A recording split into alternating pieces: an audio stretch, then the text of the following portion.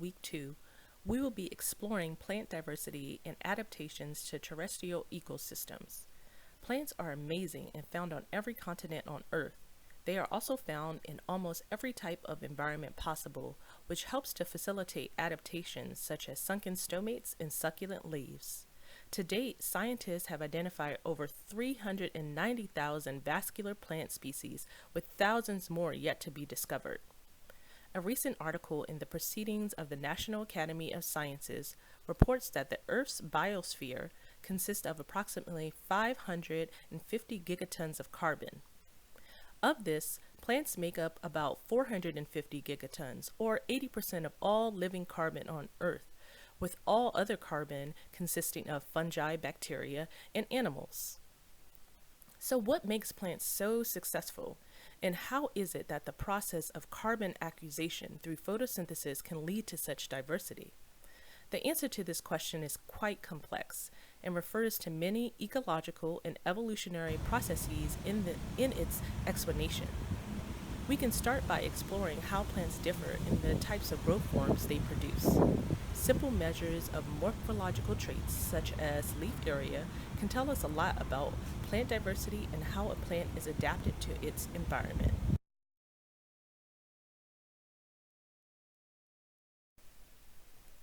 If you live close to UConn, think about stopping by campus to collect your leaf samples. UConn has an arboretum on campus founded in the mid-1980s. The arboretum helps to protect, promote, and manage the most spectacular natural resources on campus, its trees and shrubs. Please follow this tutorial to view the campus tree map.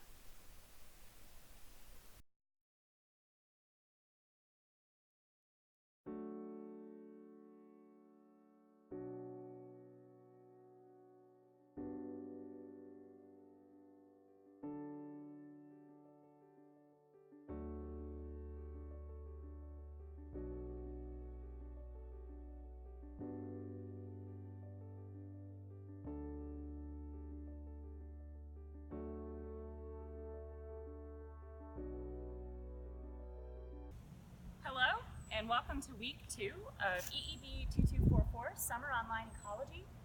This week we're going to be investigating aspects of how organisms are adapted to their environments.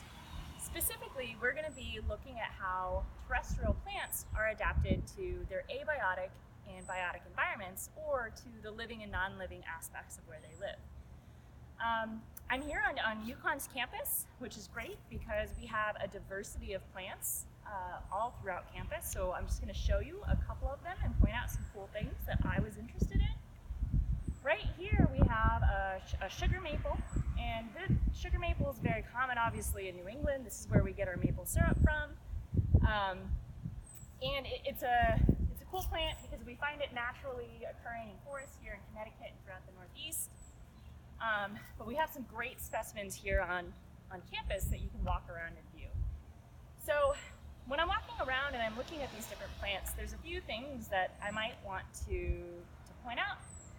This one, I mean, obviously sugar maple is it's an amazing tree and plant for both its economic reasons as well as its ecological reasons, but it's got some pretty cool looking leaves too. A couple of things that I note when I'm looking at this, and I would include these observations in my field notebook, is this leaf here. So this is a single leaf here. This is the leaf blade all the way around, and then we have the leaf stem or the petiole that attaches it to the main branch. And the leaf is, it's about the size of my palm. So we're gonna quantify the leaf area later once I bring these samples back to the lab. But for now, I'll write down it's about the size of my hand. Also, interestingly, it's got these very distinct lobes, which is common for maples in this area. Thickness-wise, it's pretty floppy, right? And what's interesting about this, something that I might note, is this leaf is not very thick, but I'm also noticing a lot of holes in these leaves too. So maybe the thickness has something to do with kind of how tasty it is to an herbivore. And because this leaf isn't very thick, obviously these herbivores, these little caterpillars probably, are very excited to munch on the nice nitrogen-rich resource they have here. A couple of other cool things. We can look at the overall architecture of this tree. So it's got a nice big straight stem. It reaches the sky. This plant is growing in pretty much full sun. And a plant like this is probably over 100 years old. So he's been here just about as long as UConn, maybe not quite as much.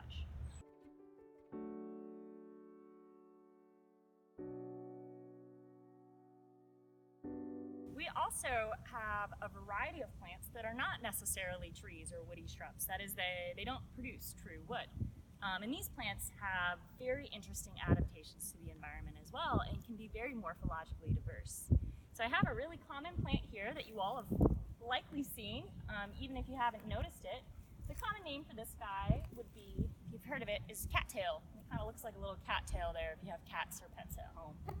And what's cool about this, so that typical cattail, or what kind of looks like a corn dog to me, is actually, these are the fruits that the plant is producing.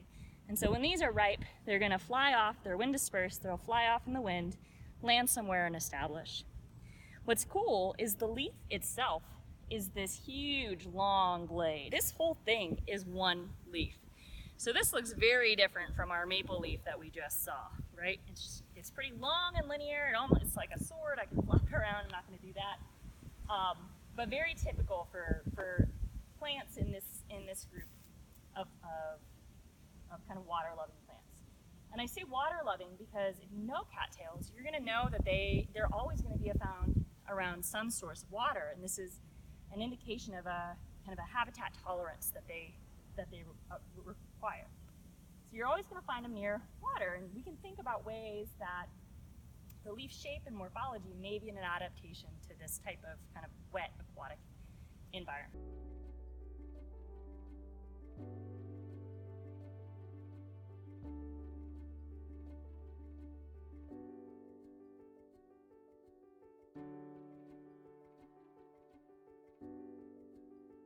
So we haven't walked too far actually from the science complex. We're right next to the store's cemetery. Cemeteries, fun fact, are actually really great places to find very old, lovely big trees because they're not disturbed, and often cemeteries are well maintained.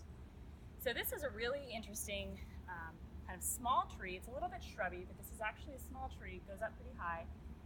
This is an ash tree, and ash trees are native to this area of New England, Connecticut, but they've been hit really hard in natural forests by something called the emerald ash borer, which is an invasive pest that's just decimated natural populations. So it's pretty cool that we have several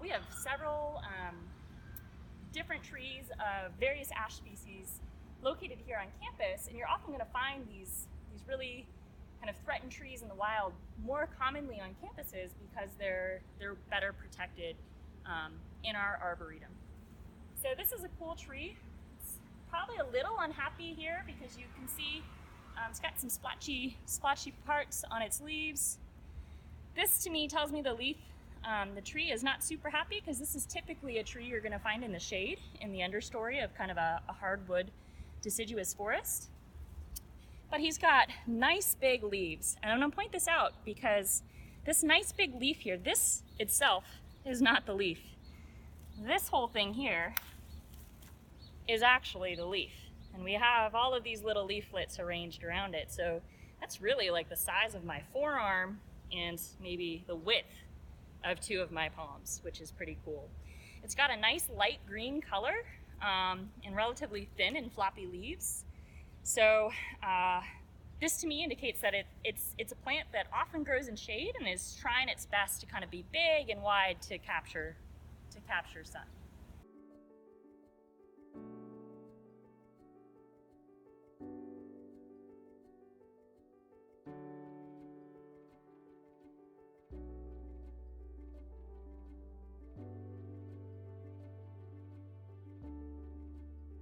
All right, so this is a plant that we typically probably would not find right out in the open next to a building. We're right outside of Torrey Life Sciences here in UConn's campus still, but it does grow naturally in forests in this area. So this is a pine tree. Specifically, this is going to be a white pine, and you can tell pine trees by their needles, like here. And the fact, if you look here, I'm actually going to pull off a couple bundles. I have my hands full of leaves right now, true botanist, but you can see pine needles, each needle is one leaf. So that is one leaf there. But the leaves, the needles, grow together in these kind of packets of needles. And that's how you can tell that this is a pine tree, is they're always going to have that kind of leaf connectedness. A couple of cool things about gymnosperms, if you look at this, so this is a gymnosperm, meaning it's related to your Christmas trees, pine trees, spruce, firs, cedars. These are all gymnosperms, and these are plants that don't produce true flowers. And you'll also know that these are the plants that don't typically drop their leaves in the winter.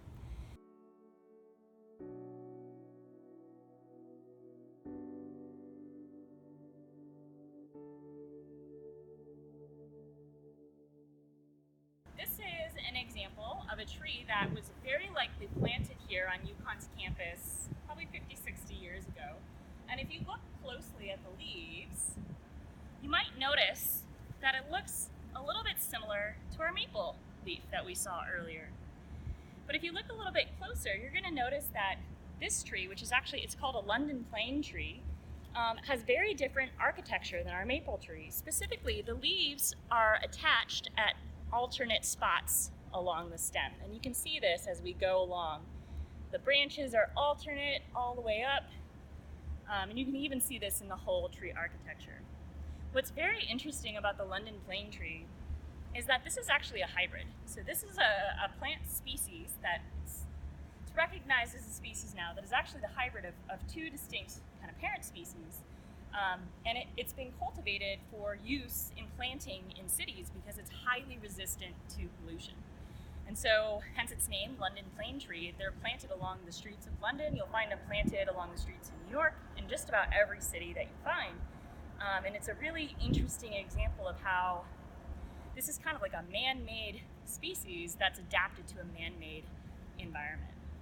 You can also check out the difference in the bark here. We have very kind of flaky, patchy bark, which is really interesting. It might remind you of a sycamore, but again, this is not a sycamore. It's not related to them. And it's a beautiful tree that you'll find growing in urban habitats all over the world. So I wanted to show you guys too, this is at the base of the London plane tree that I just pointed out to you. And these are really common, what we call kind of herbaceous annuals that are going to come up. They're going to be really common in disturbed environments, and I'm sure this is probably a pretty disturbed environment with the students kind of trekking across the grass every day during the school year. But you can see we have a lot of diversity of different plants here, but also different leaf shapes.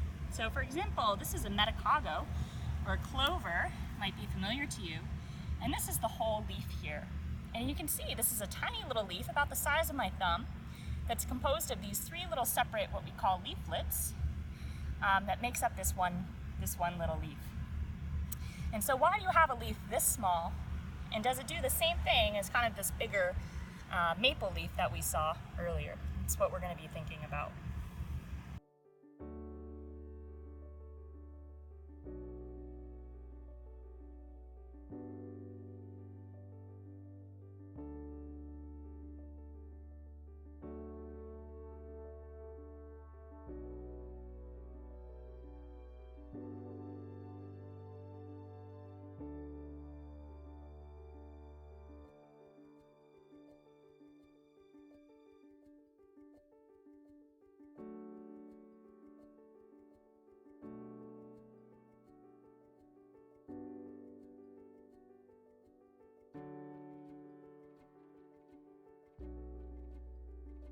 So here we're seeing some of the beautiful landscaping that UConn has been doing this summer. And this is an example of a plant that I would prefer you didn't actually include in your observations because it's been clearly planted here and might not naturally grow in this type of environment. And therefore it would be hard to kind of think about how the leaves and the growth form could be an adaptation to this environment. But I do want to point it out because it's got great examples of these really thick and waxy leaves. This is a crassula species or a succulent species, so similar to what you'd see in deserts, similar to cacti, and other kind of succulent type species you'll see. The thick waxy leaves, are a really good adaptation to store water. So this guy is going to be really good in kind of low water environments, which might actually be why UConn decided to plant him here, because they don't have to worry about watering him too much. So in this case, this actually might be an unintentional adaptation to this environment. Even if it wouldn't naturally occur here, it should probably do pretty well because of this great leaf adaptation.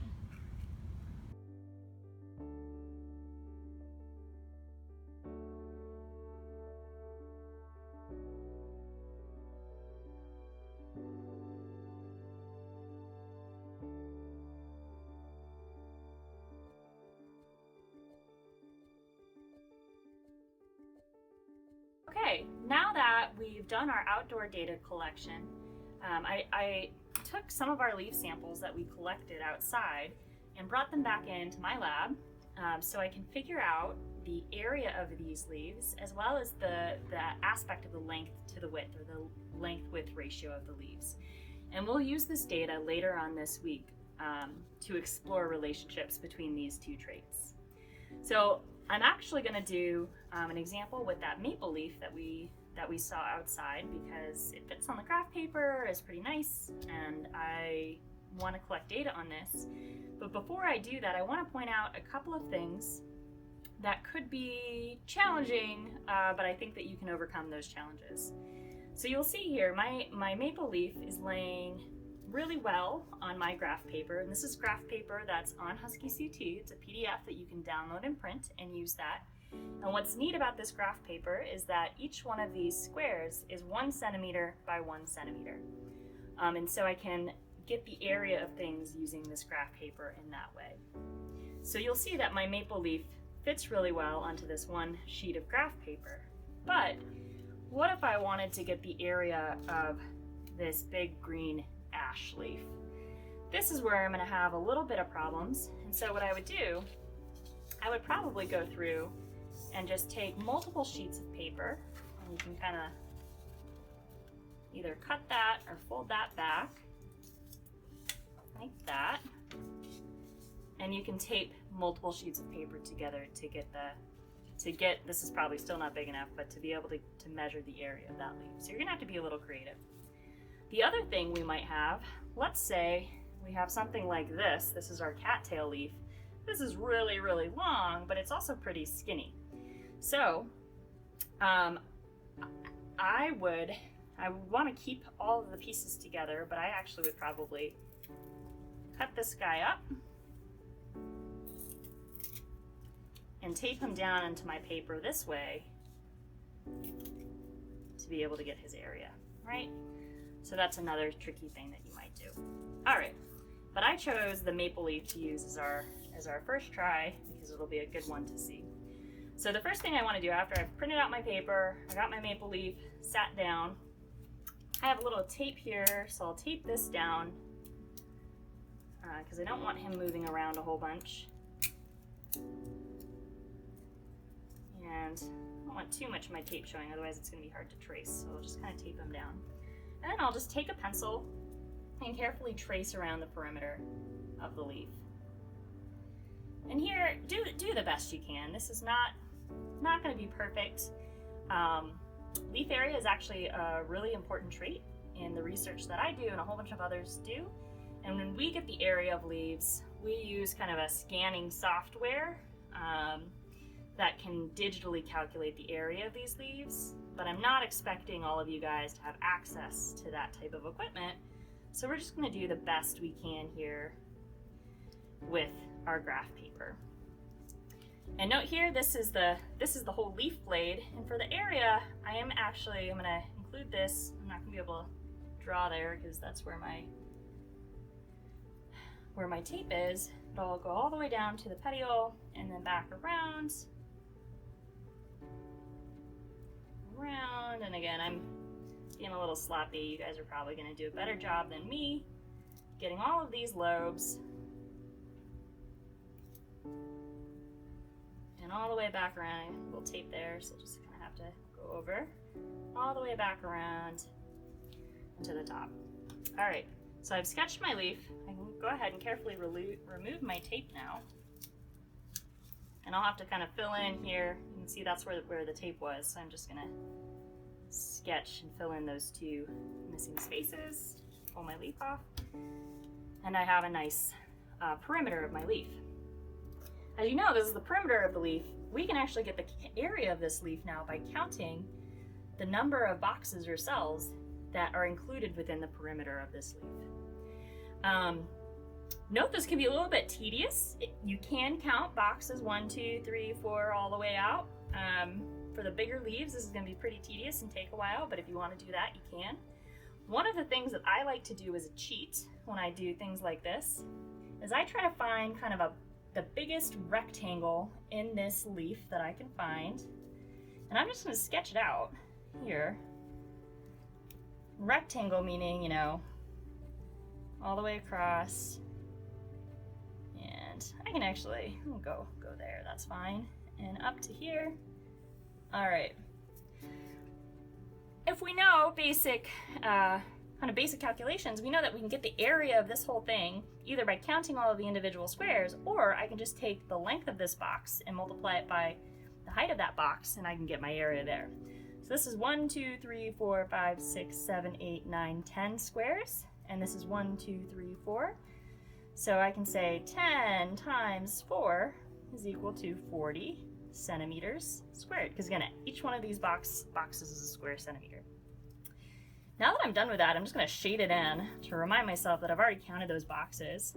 And I'm going to continue to count boxes all the way around. So this is 41, 42, 43, 44, 45, 46, 47, 48, 49, 50. And I'm not going to show you the whole thing, but you can continue to do this all the way around, right? And just add those up. You're going to notice there's some tricky parts. For example, here, this is kind of the outline I have here. And less than 1/2 of this box is filled up by my leaf.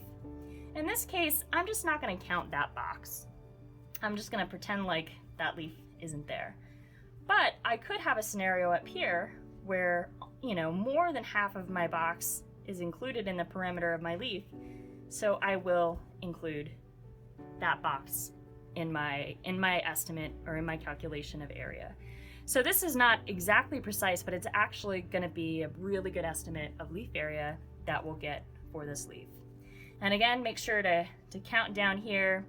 The petiole is going to be a little bit hard because it's probably going to be long and skinny. So you can kind of just say maybe this is 1/3 of a box, another 1/3 of a box, another 1/3 of a box. So I'd have to have 3 of these petioles will equal 1 box, and then another 1, 2, 3 equal another box. So just do your best to estimate it that way. All right, so let's say I got my area of my leaf. I'm going to record that in my field notebook and then also add it to the spreadsheet that's available on HuskyCT, where we're going to record all of our class data. But the second thing we're going to have you do, we have the area. I want you to get the length-width ratio of each of your leaves. And you'll learn a bit more later this week about why length-width ratio is important, but we're just going to go ahead and calculate it on our samples right now. And it's pretty straightforward. It's, I think, easier to get than our area measurements. But to get our length-width ratio, I'm only going to include, this time, the blade of the leaf. So the part that has a lot of like the flat green surface, that's the leaf blade. I'm not going to include the petiole because it's not typically included in these types of measures. So if I look here, this is kind of the very bottom of my leaf, my blade, and I want to go all the way to the tippy top of my leaf up here. And the length of my leaf is going to be from the tippy top of the leaf down to the bottom of that leaf blade. And you could go through and easily just count 1, 2, 3, 4, 5, 6, 7, 8, 9, 10, 11, 12, 13. So the length of my leaf is 13 centimeters. I could also get this with a ruler if I wanted to. Make sure you're using centimeters. We're using centimeters this week. So I have the length. I'm going to record this up here because I have a bad memory. So I'll say length equals 13 centimeters. And now I want to get the width of my leaf, which is just going to be the fattest part of your leaf. Because this leaf is interesting in that it's got these lobes, I'm going to kind of just figure out where the widest part of my leaf is. And it's about kind of like, we can go out a bit more too, because these tips will be about here to about here. And then all I have to do, again, these are just squares I can count. This is 1, 2, 3, 4, 5, 6, 7, 8, 9, 10, 11, 12, 13, 14, 15, 16, 17. So my width equals 17 centimeters.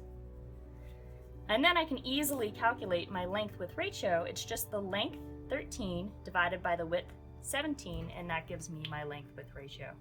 And I'll record that data in my field notebook as well, and also add it to the spreadsheet that's on HuskyCT. When this leaf is done, I'll complete the same things for the other 4 leaves that I've collected during my outdoor observations.